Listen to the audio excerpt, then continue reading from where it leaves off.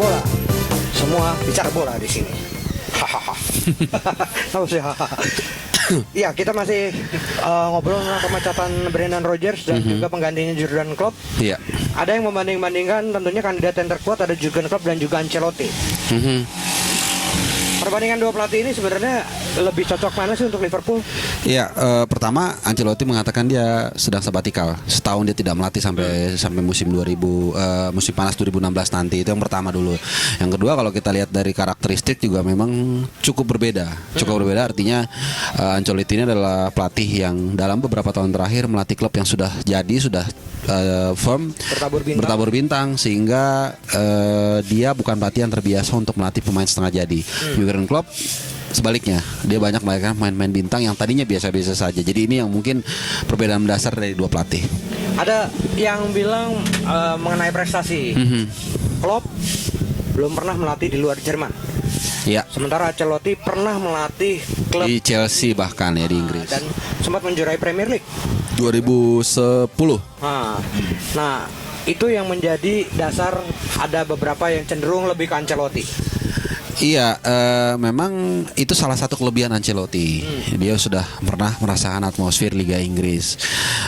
Tapi saya yakin seperti yang diutarakan seorang pundit terkenal, saya lupa namanya, bahwa Jurgen Klopp is good for every club. Oh, okay. Jadi dia tipikal pribadi personal yang luwes, fleksibel kepada setiap ya orang lah di klub maupun dimanapun dia berada. Ini yang saya baca ya. Jadi mungkin ini alasan soal dia belum pernah melatih di Inggris tertutupi. Dan yang kedua tentu ya Ancelotti tidak available, itu saja. Oh gitu. Masalah kendala bahasa kan? Setahu saya orang Jerman cukup jago berbahasa, terutama bahasa Inggris. Setahu saya ya. Jadi saya yakin tidak ada kendala bahasa. Sangat, kalaupun dia tidak, saya yakin dia paling tidak bisa lah bilang lari ke kiri ke kanan gitu. Karena kalau kita bandingin sama Luis Felipe Scolari, nah itu baru parah. Itu benar-benar nggak bisa bahasa Inggris. Makanya, dan itu akhirnya yang menjadi alasan dia sulit untuk mentransformasikan idenya saat itu melatih Chelsea, dan akhirnya dia dipecat dalam waktu berapa bulan gitu. Kalau nggak salah nggak sampai satu musim dan mendapatkan kompensasi 49 miliar rupiah. Kalau nggak salah Pochettino juga lama. Iya. Pakai translator gitu. Betul, dia juga cukup lama ketika dia melatih Southampton ya. Dan Juan de Ramos dulu juga cukup lama. Ini biasanya kendala-kendala pelatih. Nah, kalau kita lihat kan asal mereka tuh dari Amerika Latin, Spanyol dan sebagainya. Ini memang katakanlah bukan stereotip, tapi memang mereka agak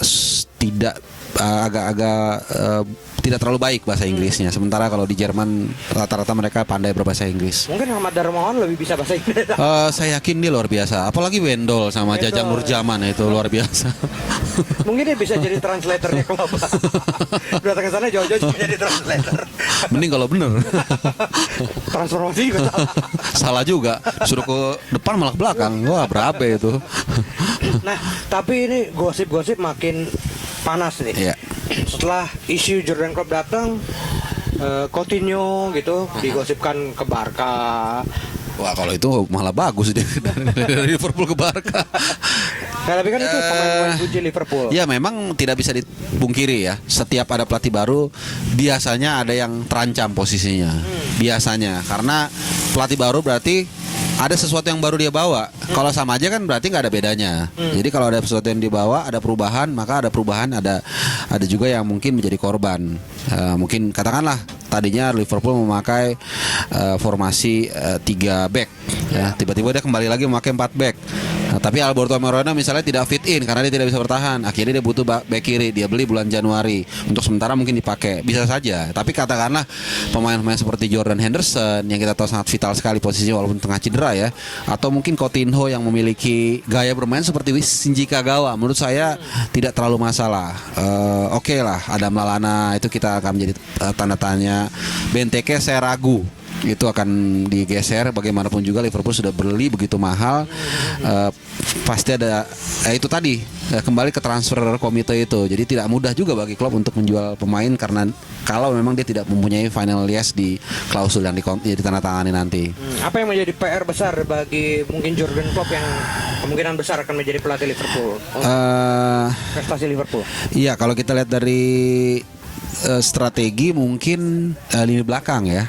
Kemarin lawan Aston Villa misalnya, Liverpool begitu agresif, begitu ofensif, begitu bersemangat untuk menyelamatkan dalam tanda kutip Rodgers ya, walaupun gagal, tapi mereka kebobolan 2 kali. Dan kalau kita lihat proses golnya yang waktu itu dicetak oleh Gastede, ini sangat sepele sebenarnya. Emre Can misalnya gagal menempel seorang Gastede, lalu serangan balik ya, atau semi serangan balik, tidak ada koordinasi di sana. Nah ini mungkin akan menjadi PR dari seorang Jurgen Klopp nanti. Tapi kalau kita lihat lini tengah, menurut saya dengan adanya Coutinho dan Henderson, saya pikir cukup baik. Ada Benteke di sana dan Danny Ings yang sudah mulai tune in. Ini mungkin lini belakang mungkin PR utama dari seorang Jurgen Klopp nanti.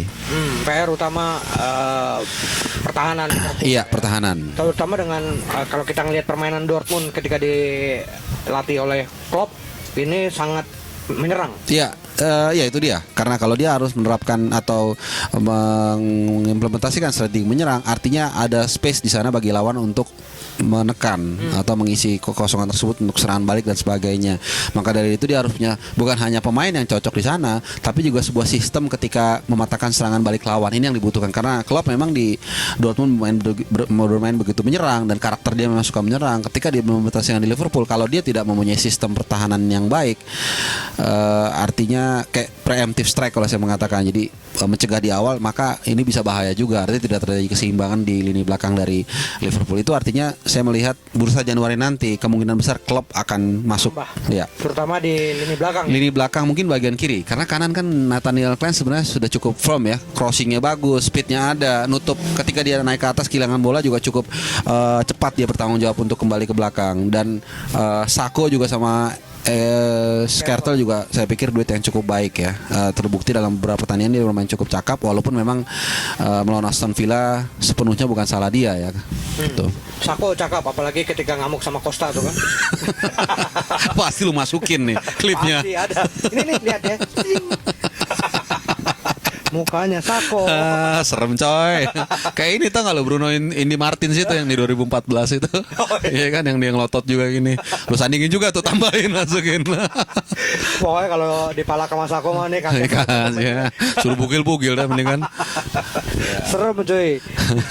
Sama Lukaku soalnya. Pas lagi berantem sama. Lu sangar banget itu. Padahal Lukaku juga serem loh. Iya, siapa bilang gak serem? Udah digebok dia lu. Keleyengan lo. Nah, kira-kira kansnya gimana nih, Harpa? Nah, ini pertanyaan menarik nih. Nah, kansnya Klopp ke depannya apakah sesuai dengan keinginan Kopites? Gue pribadi suka melihat gaya seorang Klopp ya, dinamis, energik, dan agak sedikit kontroversi, dan ya simpatik lah model gaya orangnya. Dan juga kan kita tahu ya ada ada kesamaan sebenarnya antara ya, ini kalau kita bicara Dortmund dengan Liverpool dengan Sam Tong mereka You Never Walk Alone. Jadi kalau sepintas kita lihat karakter dari seorang Jurgen Klopp ini memang sangat menarik ya, perawakannya, dan bukan tidak mungkin akan ada lahir semacam meme ataupun ikonik kreativitas yang dibangun berdasarkan gayanya Klopp ya, dengan topi dia dan juga dengan kacamata dan berewokan, dan juga ketika dia merayakan selebrasi biasanya sambil loncat dan meninju ke udara, ekspresif. Ini saya pikir sesuatu yang juga bisa dijual ya untuk sepak bola modern seperti ini. Ada Jurgen Klopp nanti akan konflik lagi nggak nih, misalnya mau Mourinho mau Wenger? Bisa jadi karena kan dia ekspresif orangnya. Iya, kalau Mourinho kan kayak yang lu bilang semuanya diajakin berantem, mungkin kecuali Ferguson. Jadi mungkin aja sih ada konflik-konflik cywar yang bisa terjadi antara Jurgen Klopp mungkin dengan Mourinho, atau mungkin dengan, biasanya selalu tuh yang baru dengan yang paling lama atau yang lama sama yang lama ya. Maksudnya kalau sekarang berarti kan kita bicara mungkin Wenger sama Mourinho yang cukup senior dengan Klopp ya, tinggal bagaimana dia membawa diri. Tapi itu yang saya katakan di awal, bahwa dia adalah personal atau pelatih yang relatif tahu menempatkan diri. Ini salah satu kelebihan dia. Malah jangan-jangan ntar konfliknya sama McLaren atau sama Roy Hodgson, pelatih tim nasional Inggris. Jadi kesel tuh McLaren tuh, nih gara-gara Brendan Rodgers dipecat nih, gue juga terancam nih. Tapi enggak lah, enggak. Enggak ya? Enggak sih. Gitu. Oke. Oh, kayaknya udah habis waktunya. Udah 10 menit. Ya udah kalau udah habis teh. Oke, kita pamit mungkin, Ya. tapi jangan lupa di like, Oh iya di like ya. terus sama di email kritik dan sarannya di sini Di nih. sini. Sini. Di sini, terus juga di subscribe. Di subscribe, betul. Kalau misalnya ada yang baru-baru dari kita pasti muncul ya. Iya, ditunggu tiap pekan dan mungkin dalam waktu dekat kita akan mengundang lebih banyak lagi narasumber yang bermacam-macam supaya tidak bosan lihat muka saya dan kalau lu kan lu terus, Bro. Iya. Gua bosan lihat muka gua. Oke, kita pamit dulu. Siap. Di sini saya tangkap-tangkapin dulu. Tangkap. Sini agak depan waktu itu. iya, depan. Sini. Oke, salam ke bicara bola. Semua bicara bola di sini. Dadah.